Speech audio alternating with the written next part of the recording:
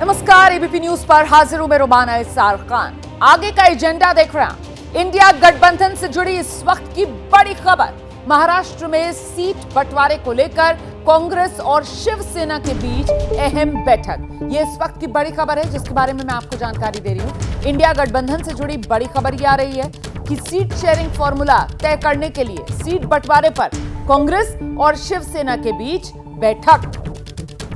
उद्धव गुट के साथ दिल्ली में यह बैठक होगी। महाराष्ट्र में सीट बंटवारे को लेकर इस बैठक में चर्चा की जाएगी। तो सीटों का बंटवारा, अगर महाराष्ट्र की बात की जाए तो इंडिया गठबंधन में जो बड़े दल हैं, जाहिर सी बात है कांग्रेस है, शिवसेना उद्धव गुट है, एनसीपी है, और ऐसे में आपस में मिल बैठकर किस तरीके से सीट का फॉर्मूला तय पाया जाएगा, इसी को लेकर चर्चा जो इस बैठक में होगी। और सीट शेयरिंग को लेकर अब तक जो बैठक हुई है, जरा उसके बारे में भी आपको जानकारी देते हैं, क्योंकि कहीं ना कहीं सीट शेयरिंग इसी को लेकर सबसे ज्यादा पेच फंसने की बात इंडिया गठबंधन में कही जा रही है। तो बिहार की अगर बात की जाए तो अब तक बैठक बिहार में कांग्रेस और आरजेडी की जो 7 जनवरी को हुई थी। इसके बाद अब आगे बढ़ते हैं। 7 जनवरी को यह बैठक हुई है, आज 9 जनवरी में हम हैं, और कल आप जानते हैं 8 जनवरी दिल्ली में बैठक हुई थी कांग्रेस और आम आदमी पार्टी के बीच। और दिल्ली को लेकर ही दरअसल सीट बंटवारे पर यहां पर फोकस रहा बातचीत का। अब 9 जनवरी मतलब आज के दिन कांग्रेस और शिवसेना उद्धव गुट के बीच बैठक होनी है, और ऐसे में महाराष्ट्र में किस तरीके से इंडिया गठबंधन के बीच सीट शेयरिंग के फॉर्मूले तक पहुंचा जाए, उसी पर मंथन होगा। फिलहाल मैं आपको सीधे लेकर चलती हूं। हमारे साथ हमारे सहयोगी दीपक रावत इस वक्त मौजूद हैं, और जरा जानते हैं दीपक से कि कल जो बैठक हुई आम आदमी पार्टी और कांग्रेस के बीच, उसमें क्या निकल कर आया, कहां तक बात सहमति की तरफ बढ़ी, इसके बारे में जो अपडेट है वो दीजिए दर्शकों को। दीपक जी रोमाना, कल बहुत अहम बैठक थी क्योंकि अब तक आम आदमी पार्टी और कांग्रेस कभी एक टेबल पर नहीं बैठे थे सीट शेयरिंग फॉर्मूले को लेकर, लेकिन कल ये पहली बार बैठक हुई और दोनों की बैठक काफी पॉजिटिव बताई जा रही है। पॉजिटिव दिल्ली के लिहाज से, हालांकि पंजाब के मुद्दे पर कोई चर्चा इस बैठक में नहीं हुई। ये जरूर कहा गया कि पंजाब में अभी दोनों पार्टियां अलग अलग चुनाव लड़ना चाहती हैं। इन केस अगर कुछ दूसरी चीजें आती है, यानी कि अगर कुछ नया गठबंधन सामने आता है जिससे उन्हें लड़ना पड़े, तब उसके बारे में चर्चा की जा सकती है। बस इतनी सी बात हुई। लेकिन दिल्ली को लेकर 4-3 का फॉर्मूला रखा गया दोनों ही पार्टी की तरफ से। 4 सीटें आम आदमी पार्टी अपने पास रखना चाहती है और 3 सीटें कांग्रेस को देना चाहती है। इस बात पर कहीं ना कहीं सहमति बनती हुई नजर आई। हालांकि कांग्रेस के नेताओं ने यह कहा कि वो जो फॉर्मूला उन्होंने रखा है वो अपने आला कमान के सामने रखेंगे, फिर उसके बाद डिसाइड किया जाएगा। एक बड़ी महत्वपूर्ण बात दोनों ही पार्टियों की तरफ से ये कही गई जी कि दोनों जगह सर्वे कराएगी, दोनों पार्टी सर्वे कराएंगे, और जिस सर्वे में जो कैंडिडेट जीतता हुआ नजर आएगा उस पर फोकस किया जाएगा। ये नहीं देखा जाएगा तब कि 4 सीटें आम आदमी पार्टी को ही देनी है या 3 सीटें कांग्रेस को ही देखनी है। और इस बीच जो आज की जो बैठक है उस पर भी मैं आपसे आगे बातचीत करती हूँ, लेकिन इस बीच शिवसेना उद्धव गुट के सांसद संजय राउत का बयान सामने आया है। वो कह रहे हैं पूरी चर्चा आज की बैठक में होगी, कौन सी पार्टी कितनी सीट पर लड़ेगी। चर्चा इस बात पर भी होगी कि किस सीट पर किस पार्टी का उम्मीदवार होगा। सुनिए सर। हम तीनों बैठेंगे। महाराष्ट्र में 3 प्रमुख पार्टी है और सीट शेयरिंग किस तरह से होना चाहिए महाराष्ट्र में, इस बारे में लगभग चर्चा होगी आज। अपने अपनी जो बातें हैं या जो लिस्ट है, कौन कहाँ से लड़ सकते हैं, उस बारे में आप खुलकर चर्चा। बेसिकली महाराष्ट्र में कोई इस प्रकार से झगड़ा नहीं है, सबको मालूम है कौन कहाँ लड़ने जा रहा है। 1-2 सीट का कोई मतभेद हो सकते हैं, उसके ऊपर हम बैठकर चर्चा करेंगे। सबसे पहले सीट शेयरिंग हो जाएगी। नीतीश कुमार जी के बारे में किसी के मन में कोई संदेह या मतभेद नहीं है। तो संजय राउत को आप सुन रहे थे जो कह रहे हैं कि साहब खुलकर इस बैठक में चर्चा होगी कि कौन कितनी सीट पर किस सीट पर लड़ेगा। किसी एक आध सीट को लेकर कोई पेच फंस सकता है, लेकिन ज्यादा दिक्कत की बात है नहीं। अब महाराष्ट्र लोकसभा 2019 के जो नतीजे रहे थे वो समझ लीजिए आप। 2019 में क्या हुआ था, शिवसेना और बीजेपी साथ मिलकर लड़े थे, और ऐसे में बीजेपी 23 कुल सीट 48 है। ये नतीजे बता रही हूं मैं आपको 2019 के। 48 में से बीजेपी ने 23 जीती थी, शिवसेना ने 18 जीती थी। दोनों साथ मिलकर चुनाव लड़े थे। एनसीपी कांग्रेस 7 चुनाव लड़े थे। एनसीपी के खाते में 4 सीट, कांग्रेस को सिर्फ 1 सीट मिली थी। 1 सीट पर महाराष्ट्र में एआईएमआईएम भी अपना खाता खोलने में कामयाब रही थी, और निर्दलीय के खाते में 1 सीट गई थी। तो ये महाराष्ट्र का 2019 का 48 सीटों का लोकसभा का पूरा गणित नतीजों के लिहाज से आपके सामने। इस बीच एक और बड़ी खबर जल्दी से आपको बताते हैं। दिल्ली में बीजेपी महासचिवों की बैठक, इसकी जानकारी मिल रही है। और दिल्ली में बीजेपी महासचिवों की ये जो बैठक है वो शाम 4 बजे होगी, ये भी जानकारी सामने आई।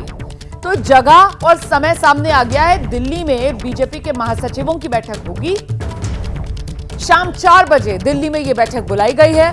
बीजेपी अध्यक्ष जेपी नड्डा इस बैठक में शामिल होंगे। एक तो राम मंदिर प्राण प्रतिष्ठा का मुद्दा है जिसको लेकर इस बैठक में चर्चा होगी, और साथ ही साथ लोकसभा चुनाव का मुद्दा भी है, उसको लेकर भी इस बैठक में मंथन किया जाएगा। हम सीधे आपको लेकर चलेंगे। मेरे साथ मेरे सहयोगी नीरज पांडे इस वक्त मौजूद है। जरा जानते हैं नीरज पांडे से आज की यह बैठक किस रूप में अहम हो जाती है, बीजेपी महासचिवों की बैठक। नीरज, बहुत महत्वपूर्ण है रोमाना, इस लिहाज से भी महत्वपूर्ण है क्योंकि राम मंदिर का उद्घाटन होना है 22 जनवरी को, और उसके बाद एक बहुत बड़ी प्रक्रिया शुरू होनी है जिसमें भारत के करीब 3 से 4 करोड़ लोगों को राम मंदिर का दर्शन कराना है। और ऐसे में हर बूथ से 2 से 4 लोगों को लेके जाना है राम मंदिर का दर्शन कराने। ऐसे में बूथ अध्यक्षों और पन्ना प्रमुखों की भागीदारी बहुत महत्वपूर्ण हो जाती है। इसलिए भारतीय जनता पार्टी के राष्ट्रीय महासचिवों की आज जो बैठक है, इस बैठक में तमाम उन मुद्दों पर चर्चा की जाएगी जिन मुद्दों पर पिछले दिनों मीटिंग में एजेंडे तय हुए थे कि भारतीय जनता पार्टी कैसे बूथ स्तर से लोगों को निकालेगी, उनको ले जाएगी, उनको ट्रांसपोर्टेशन, उनका ले जाना, ले आना, रखना, ठहराना, ये सारी जो व्यवस्थाएं हैं भारतीय जनता पार्टी के वॉलंटियर्स, भारतीय जनता पार्टी के कार्यकर्ता करने वाले हैं। तो ऐसे में आज की ये बैठक बहुत महत्वपूर्ण है। और इस बैठक के तुरंत बाद 4 बड़े नेता भारतीय जनता पार्टी के, यानी कि जनरल सेक्रेटरी ऑर्गेनाइजेशन BL संतोष, सुनील बंसल, तरुण चुग और विनोद तावड़े, ये 4 लोग तुरंत लखनऊ के लिए निकल जाएंगे और वहां से सीधे अयोध्या जाएंगे क्योंकि रात में आज एनी हाउ उनको अयोध्या पहुंचना है। और कल अयोध्या की तैयारियों को लेकर उनकी मंदिर निर्माण समिति और संघ के कुछ पदाधिकारियों के साथ भी एक बैठक है, चूंकि भाजपा उनके साथ कोऑर्डिनेट कर रही है। आप रहिए मेरे साथ, कार्यक्रम को पूरे कार्यक्रम आप रहिए मेरे साथ, मैं लौटूंगी आपके पास। देखिए, राम मंदिर प्राण प्रतिष्ठा को लेकर बड़ी खबर ये आ रही है कि अयोध्या में 10 जनवरी को बीजेपी की बड़ी बैठक, मतलब कल ये बड़ी बैठक, जिसके बारे में अभी जानकारी नीरज भी दे रहे थे, इनसे अभी विस्तार से और समझेंगे इस खबर के बारे में। दर्शन कार्यक्रम को लेकर बीजेपी की यह बैठक होगी। सुबह 11 बजे से दोपहर 2 बजे तक ये बैठक चलेगी। बैठक में शामिल होने वाले बड़े नेता आज रात 9 बजे ही अयोध्या पहुंच जाएंगे। बैठक में संगठन महामंत्री BL संतोष, सुनील बंसल, विनोद तावड़े, तरुण चुग, बीजेपी प्रदेश अध्यक्ष भूपेंद्र सिंह, प्रदेश संगठन मंत्री धर्मपाल शिरकत करेंगे।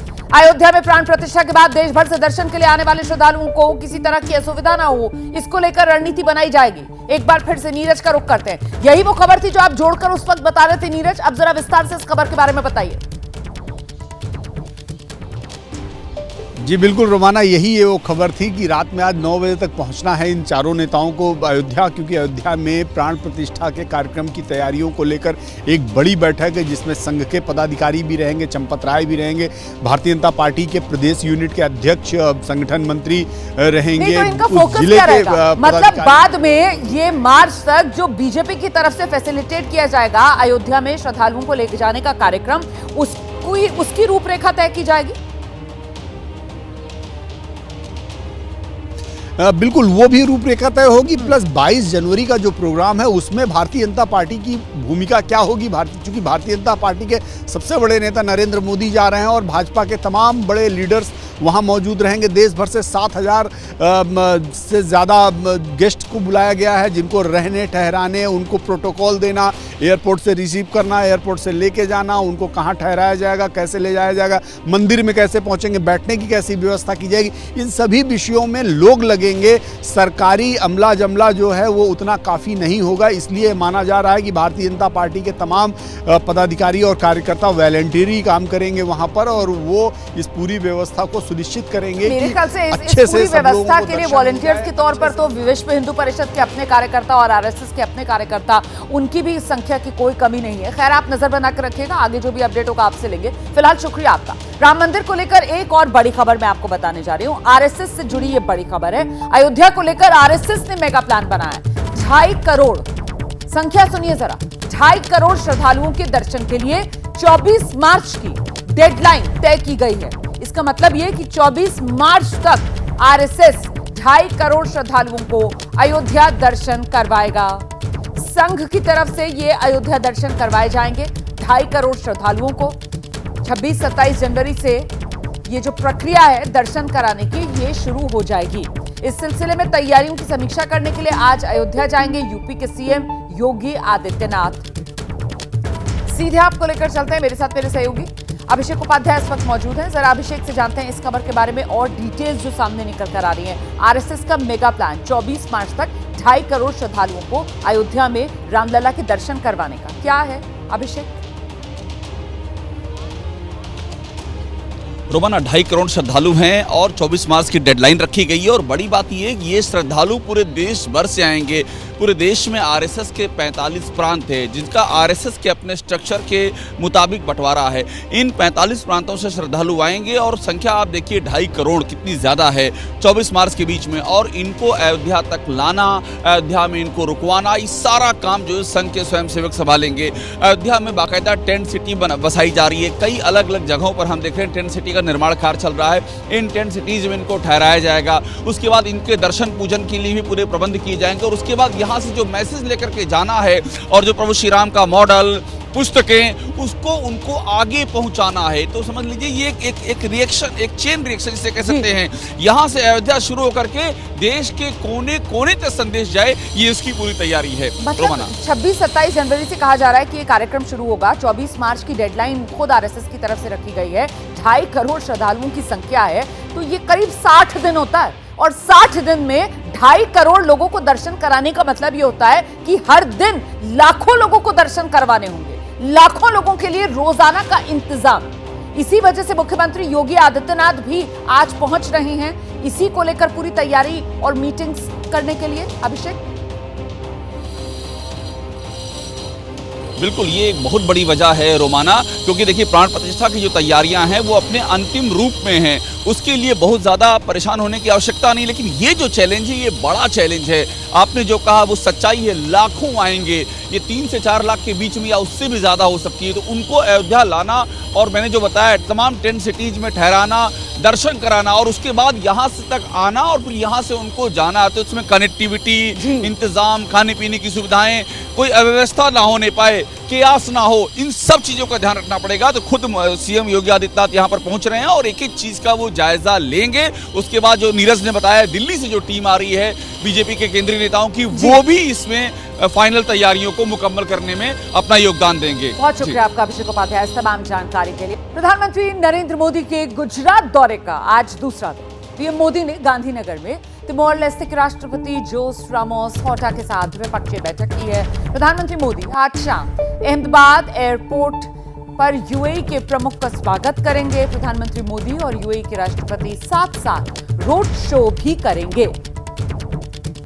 सीधे आपको लेकर चलते हैं, मेरे साथ मेरे सहयोगी अंकित गुप्ता इस वक्त मौजूद हैं और जरा जानते हैं अंकित गुप्ता से आज का व्यस्त दिन और कार्यक्रम प्रधानमंत्री नरेंद्र मोदी के तिमोर लेस्टे के राष्ट्रपति के साथ मुलाकात के साथ ही शुरू हो गए हैं। अंकित,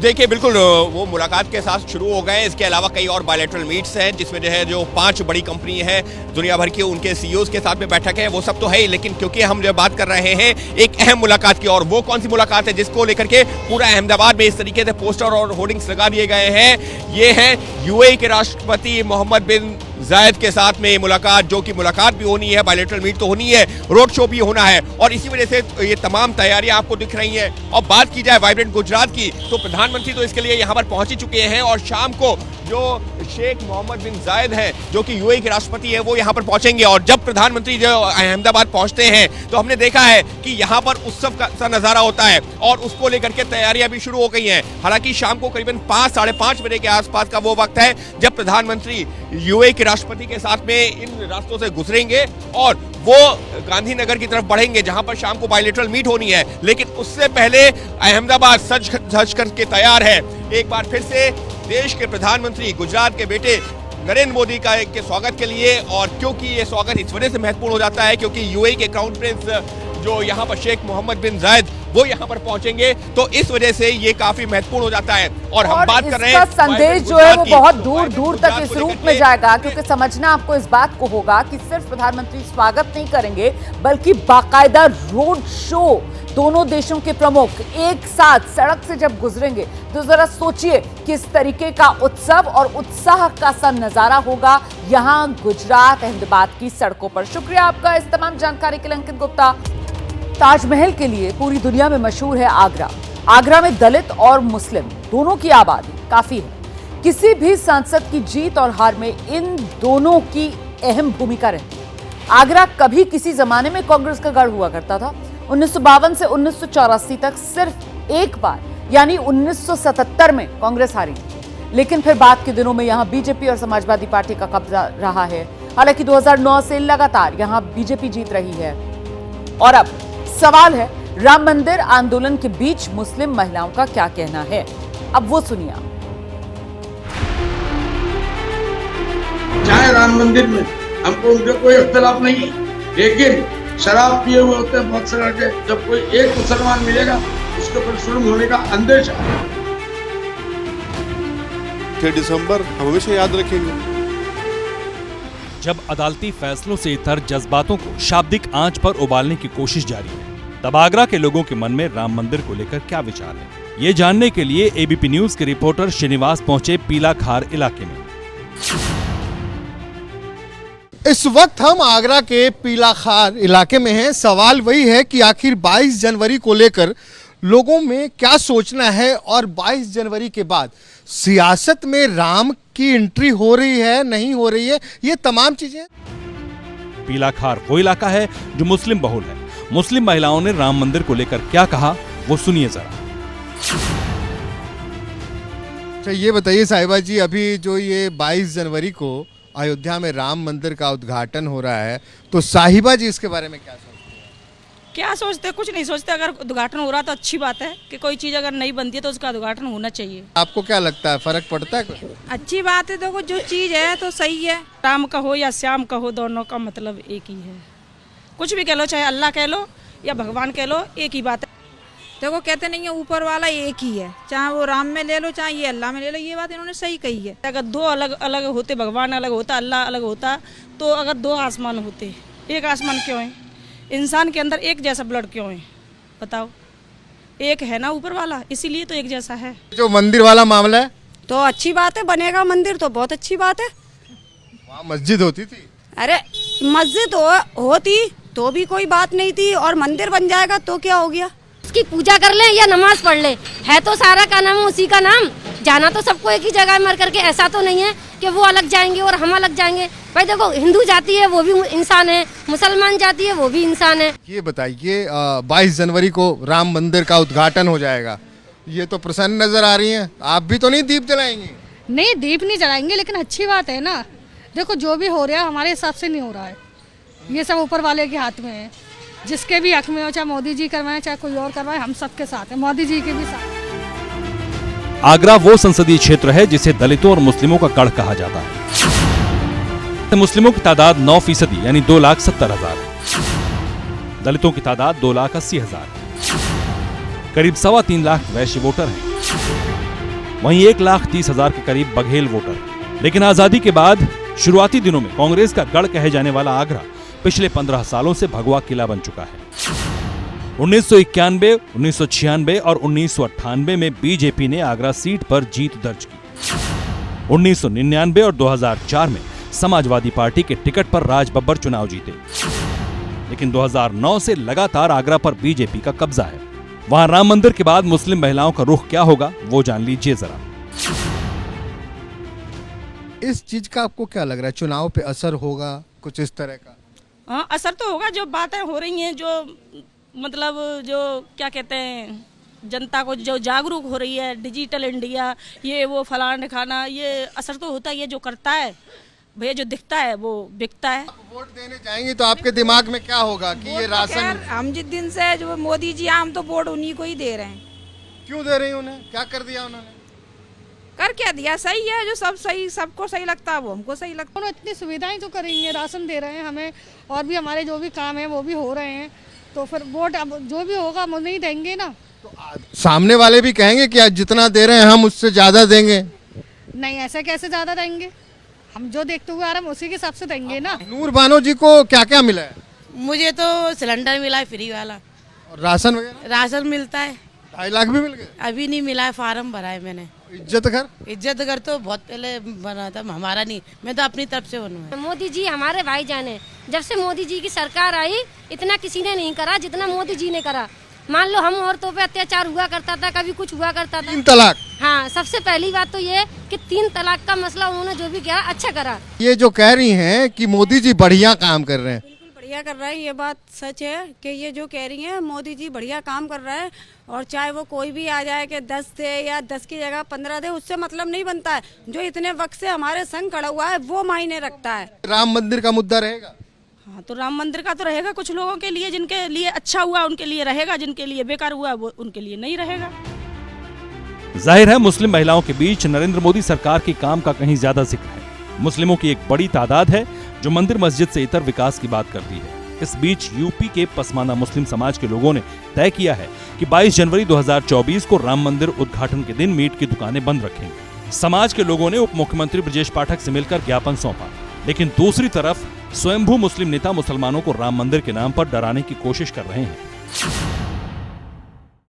हमने अपने लोगों को कहा भाई घरों में बैठे रहो, 3-4 दिन घर में बैठने से क्या मुसीबत आ जाती है, ताकि कोई ऐसा अप्रिय कोई घटना ना हो और कोई माहौल हिंदुस्तान का खराब ना हो। लेकिन इस सब के बीच आगरा के मुसलमानों ने बहुत कुछ साफ कर दिया है। जाहिर है आगरा की एक बड़ी आबादी के बीच मंदिर मस्जिद से इतर विकास और योजनाओं की चर्चा है, लेकिन जो राम भक्त हैं वो बहुप्रतीक्षित राम मंदिर को लेकर बेहद उत्साहित हैं। हालांकि चुनाव में इसका कितना असर पड़ेगा ये वोटिंग के बाद पता चलेगा, लेकिन संकेत बहुत साफ है।